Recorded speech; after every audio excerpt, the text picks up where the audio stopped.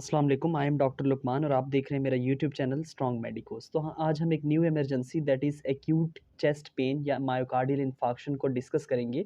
At least house officer के level पे आपको जो है वो एक्यूट कॉरोनरी सिंड्रोम की मैनेजमेंट, एटलीस्ट बेसिक मैनेजमेंट जो एसीएस प्रोटोकॉल की है वो देनी आनी चाहिए। ठीक है, तो चलिए शुरू करते हैं। माई पेशेंट, उसी तरह से कॉल जिस तरह अटेंड करते हैं इमरजेंसी में, माई पेशेंट XYZ, उसकी एज आ गई। ठीक है, उसके बाद उसके कोमॉर्बिड्स यहाँ बहुत इंपॉर्टेंट हैं। जो भी पेशेंट आपके पास आता है आपने उससे हाइपरटेंशन और डायबिटीज़ मेलिटस लाजमी पूछना है। जब भी एक पेशेंट चेस्ट पेन के साथ आता है और उसके अंदर ये दो चीज़ें प्रेजेंट हैं तो फ़ौरन अगला सवाल आपका होना चाहिए कि ये स्मोकर तो नहीं है। ठीक है, तो इसका मतलब है जैसे ही आपने ये 2-3 चीज़ें पूछी तो आपकी जो डायग्नोसिस है खुद ब खुद रिस्क फैक्टर आपको मिलना शुरू हुए। तो और उसकी पेशेंट की कंप्लेन क्या हो सकती है? पेशेंट आपके साथ आ सकता है कि वो कंप्लेन ये कर सकता है कि उसे बहुत ज़्यादा चेस्ट पेन हो रहा है। बहुत ही वो इस तरह से बाज़ औक़ात कुछ पेशेंट ये नहीं कहते कि छाती में दर्द हो रहा है, वो कहते हैं कि उनको जो है वो बहुत ही हैवीनेस फ़ील हो रही है, भारीपन, जैसे कोई भारी चीज़ उसकी छाती पे किसी ने रख दी है और बहुत ही टाइट उसको जो है वो छाती के ऊपर जो है वो चेस्ट पेन हो रहा है। ठीक है, और वो रेडिएट करता है बाज़ औक़ात लेफ्ट आर्म में और बाज़ औक़ात रेडिएट नहीं भी करता, किसी भी तरीके से प्रेज़ेंट कर सकता है।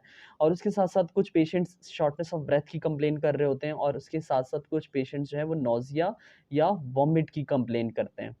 और उसके अलावा डायाफोरेसिस यानी कि स्वेटिंग की कंप्लेन करते हैं। डॉक्टर साहब बहुत ठंडे पसीने आ रहे हैं हमारे पेशेंट को और इसको शुगर और बीपी का मसला रहता है। ये जो है वो हुक्का पीता है या ये स्मोकर भी है। ठीक है, तो ये टिपिकल प्रेज़ेंटेशन होती है। छाती में दर्द हो रहा है, साँस नहीं आ रहा और उसके साथ-साथ ठंडे पसीने आ रहे हैं और पेशेंट जो है वो वॉमिट कर रहा है। तो जैसे ही ये इस तरह का पेशेंट आता है आपके दिमाग में फ़ौरन रिस्क फैक्टर भी प्रेज़ेंट है तो आपके दिमाग में फ़ौरन इसको हल्का नहीं लेना। स्पेशली जो डायबिटिक पेशेंट्स होते हैं उसमें साइलेंट एमआई होता है। अगर उसमें चेस्ट पेन नहीं हो रहा लेकिन एसओबी हो रही है, नौज़िया वॉमिटिंग हो रही है और ठंडे पसीने आ रहे हैं, इस तरह की कंप्लेन है और डायबिटिक है लेकिन पेन नहीं है, तब भी आप इसको हल्का नहीं लेंगे। एक और इम्पॉर्टेंट बात ये होती है कि जो डायबिटिक पेशेंट्स होते हैं उनको इंफीरियर वॉल एमआई होता है और वो जो है वो कंप्लेन करते हैं बाज़ औक़ात कि मुझे मैदे में दर्द हो रहा है या मैदे में जलन हो रही है। ये एटिपिकली प्रेज़ेंट करते हैं क्योंकि inferior wall MI epigastric pain के साथ बताते हैं। ठीक है, तो इस तरह इस पेशेंट जिसको डायबिटीज़ है और वो एपिगैस्ट्रिक पेन बता रहा है तब भी आप उसकी ईसीजी लाज़मी कराएँगे। तो चलिए, जैसे ही आपने पेशेंट को रिसीव किया, एसओबी हो रही है, आपने वाइटल्स लेने से भी पहले सबसे पहले आपने उसके वाइटल्स लेने, ठीक है? मेबी उसका बीपी नॉर्मल हो या फिर हाई हो उस वक़्त, ठीक है? 150/90 या इस तरह बीपी हो सकता है या 120/80 भी हो सकता है, नॉट नेसेसरी। पेशेंट एफिब्राइल, ठीक है? रिस्पायरेटरी रेट बढ़ा हुआ हो सकता है अगर एसओबी हो रहा है साथ में। पल्स पेशेंट टैकी में हो सकता है या नॉर्मल पल्स हो सकती है। उसकी आरबीएस, क्योंकि डायबिटिक होगा तो ज़ाहिर है उस मेबी बढ़ी भी आ सकती है उसकी आरबीएस, ठीक है? और ऑक्सीजन सैचुरेशन कितनी आ सकती है अगर एसओबी के साथ पेशेंट आ रहा है, तो ऐसे पेशेंट्स की ऑक्सीजन सैचुरेशन आपको कम ही मिलती है। आपकी नॉर्मल होती है अबव 94, तो यहाँ पे मिल सकती है आपको 88 मिल सकती है, ठीक है? उसके अलावा 82 मिल सकती है, मतलब इस तरह से कम ही मिलती है या 90% भी मिल सकती है। अगर उसकी ऑक्सीजन सैचुरेशन 90 और उससे बिलो आ रही है तो आपको फ़ौरन क्या करना है, अभी तो हम ईसीजी पर भी नहीं पहुँचे, आपने फ़ौरन क्या करना है, उसकी सैचुरेशन देखी, वाइटल्स देखे और सबसे पहला स्टेप आपने कर दिया, कनेक्ट द ऑक्सीजन मास्क, ताकि उसकी जो एसओबी है वो थोड़ी-सी इम्प्रूवमेंट हो, उसकी सैचुरेशन इम्प्रूव हो पेशेंट की, ठीक है? आपने क्योंकि एयरवे ब्रीथिंग को पहले देखना है, तो आपने जैसे ही ये कर लिया, अब ऑक्सीजन आहिस्ता-आहिस्ता सैचुरेशन इम्प्रूव हुई, आपने फ़ौरन क्या किया, कार्डियक मॉनिटर अटैच किया और ईसीजी कर ली, ठीक है? आपने उसके साथ कार्डियक मॉनिटर अटैच कर दिया और ईसीजी होना स्टार्ट हो गई। अगर आपने कार्डियक मॉनिटर के थ्रू ही आपको पता चल गया वाइटल्स और कार्डियक मॉनिटर में अगर ईसीजी की एक सिंपल एक लीड भी आ रही है, आपके पास ईसीजी मशीन नहीं है और उसमें अगर एमआई के फीचर्स मिल रहे हैं, तो फिर आपने क्या करना है, सबसे पहले उसको एसीएस प्रोटोकॉल देना है। इंपॉर्टेंट बात ये है कि एसीएस प्रोटोकॉल के अंदर आपने तीनों रूट्स यूज़ करने हैं, सबलिंगुअल भी, ओरल भी और आईवी भी। आपने उसको क्या करवाना है, आईवी कैनुला पास करवा दिया, ठीक है? आईवी लाइन मेंटेन करवा दी पेशेंट की। अब सबसे पहला स्टेप आपने क्या करना है, उसे टैबलेट देनी है एनजीसेड, ठीक है? अगर बीपी उसका नॉर्मल या अबव नॉर्मल है, टैबलेट एनजीसेड बेसिकली ट्राई नाइट्रोग्लिसरीन है 0.5 एमजी, ठीक है? आपने इसको देनी है सबलिंगुअल देनी है, सबलिंगुअल स्टेट में। ठीक है, ये क्या करती है, वेज़ोडाइलेशन करती है, तो उससे blood supply to the heart improve होती है और उसके अलावा जो आपका प्रीलोड और आफ्टर लोड ये कम होता है, तो फिर कार्डियक लोड कम होता है और पेशेंट इम्प्रूव होना स्टार्ट हो जाता है। तो टैबलेट एनजीसेड 0.5 एमजी सबलिंगुअल स्टैट देनी है। उसके बाद आपने अगला काम क्या करना है कि फ़ौरन उसको जो है वो आपने देनी है टैबलेट एस्प्रिन।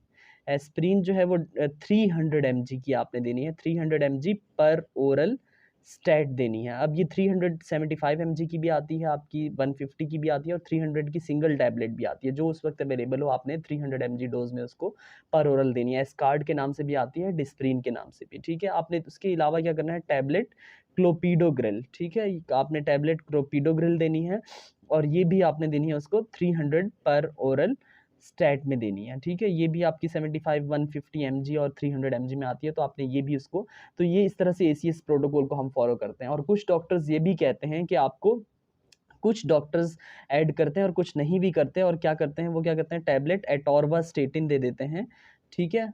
एटोर्वास्टेटिन दे देते हैं 80 mg की पर ओरल स्टैट में। अगर पेशेंट जो है वो पर ओरल नहीं दे रहा, अनकॉन्शियसनेस की तरफ जा रहा है, सिनकपी में जा रहा है, तो आपने क्या करना है, ये जो एस्प्रिन है, क्लोपिडोग्रिल वगैरह है, इनको क्रश करके पेशेंट के मुंह में डाल देनी है, ठीक है। और एनजीसेड तो आपने सबलिंगुअल ही देनी है, ठीक है। ये जो एटोर्वास्टेटिन है ये डॉक्टर टू डॉक्टर वेरी करता है, कुछ डॉक्टर्स देते हैं और कुछ नहीं भी देते। अगर पेशेंट को नोजिया और वॉमिट की कंप्लेन हो रही है और चेस्ट पेन भी है, तो फिर अब आपकी बारी है कि आपने इन चीज़ों को भी रिलीफ करना है। इसको आप कैसे रिलीफ करेंगे, आपने आईवी रूट के थ्रू, आपने तीनों रूट यूज़ करने हैं, ठीक है। आपने उसको सबलिंगुअल रूट यहाँ दे दिया, उसके अलावा आपने पर ओरल रूट यूज़ कर लिया। अब इंपॉर्टेंट बात यह है कि आपने उसको आईवी रूट से क्या देना है, क्योंकि नोजिया वॉमिटिंग हो रही है, आपने इंजेक्शन मेटाकोलोन, यानी कि मेटाकोलोन में क्या होता है, मेटोक्लोप्रामाइड होता है, D2 रिसेप्टर ब्लॉकर है, मेटाकोलोन उसको आईवी स्टैट में लगवाना है। और उसके बाद आपने इंजेक्शन मॉर्फिन देना है आपको। मॉर्फिन आपका आता है बेसिकली 10 mg पर ml में, इसको 10 cc नॉर्मल सलाइन में आप डाइल्यूट करेंगे और उसमें से फिर 2 ml यानी कि 2 mg बनता है, 2 mg आईवी स्टैट लगवा देंगे ताकि पेशेंट को जो चेस्ट पेन है वो रिलीफ हो जाए। और मॉर्फिन के साइड इफेक्ट में वॉमिटिंग है, तो इसीलिए मेटाकोलोन पहले लगाना है, उसके बाद मॉर्फिन लगाना है। अगर आपके पास मॉर्फिन अवेलेबल नहीं है, आप दूसरी ओपियोइड्स भी यूज़ कर सकते हैं। हमारे यहाँ कॉमनली होता है आपके पास इंजेक्शन ट्रेमाल, ठीक है, ये ट्रेमाडोल है, इंजेक्शन ट्रेमाल, आप उसको आईवी स्टैट में लगवा सकते हैं, लेकिन उससे पहले आपको मेटाकोलोन लगवाना है। तो इस तरह से आपने ये प्रोसीड करना है। और ईसीजी आपने फिर पेशेंट की रिपीट करवानी है, ठीक है। आपने फॉरन उसको एडवाइस क्या करना है, ईसीजी करवानी है पेशेंट की, आपने उसका ट्रोपोनिन लेवल्स करवाने हैं, ट्रॉप आई करवाना है, ठीक है। और फिर प्लान में आप उसका सीबीसी, सारी बेसलाइंस, एलएफटीज, ठीक है, यूसीज भी देखेंगे, उसकी लिपिड प्रोफाइल भी देखेंगे, जो जो रिस्क फैक्टर हैं, ठीक है, लिपिड प्रोफाइल भी देखेंगे आप, उसकी आरबीएस मॉनिटरिंग भी, उसके अलावा बीपी चार्टिंग वगैरह, बीपी मॉनिटर करेंगे उसका, और उसके साथ साथ आप उसका ईको भी, और उसके साथ साथ चेस्ट एक्सरे, तो ये चीज़ें आपने उसकी लाजमी करवानी है। और फिर एक हाउस ऑफिसर को एटलीस्ट ये काम लाजमी करना है, और उसके बाद फिर आप उसको जो है वो टर्शरी केयर या फिर जो उसके जो कार्डियक यूनिट है, फिर आप उसको रेफ़र करेंगे, और वहाँ फिर डायग्नोसिस बनेगी कि ये एक एसटी एलिवेशन एमआई है, तो वो लोग स्ट्रेप्टोकाइनेज, एल्टीप्लेस, थ्रोम्बोलाइसिस और परक्यूटेनियस इंटरवेंशन पे जाते हैं। और फिर अगर नॉन एसटी एलिवेशन है या अनस्टेबल एंजाइना है, तो फिर लो मॉलिक्यूलर वेट हेपरिन, आप उसकी डिटेल में नहीं जाएं। एटलीस्ट एसीएस प्रोटोकॉल जो है वो एक हाउस ऑफिसर को इनिशियल डायग्नोस करना, और उसके साथ साथ एसीएस प्रोटोकॉल किस तरह से देते हैं ये लाजमी आना चाहिए, ठीक है। ये बहुत इंपॉर्टेंट चीज़ है। बाज़ औक़ात तो ये होता है कि आपके पास ईसीजी फैसिलिटी नहीं है, आपने मैनुअली ये सारी चीज़ें चेक की, सैचुरेशन प्रोब लगाया और ये सारी चीज़ें चेक की, आपको सस्पिशियस है, ठीक है, बहुत हाई, अगर आपको सस्पिशन हो रही है कि बहुत सस्पेक्टेड है कि हाँ, इस पेशेंट को जो है वो डायबिटीज़ है, रिस्क फैक्टर, हाइपरटेंशन भी है, ये स्मोकर भी है, और ये सारे फीचर्स भी आ रहे हैं, तो आपने फ़ौरन से ईसीजी के बगैर भी, बाज़ औक़ात अगर ईसीजी की फैसिलिटी नहीं है, आपने उसको जो है वो एसीएस प्रोटोकॉल दे देना है, ठीक है। तो ये था हमारे पास how to give the ACS protocol in case of MI. Thank you so much for watching this video.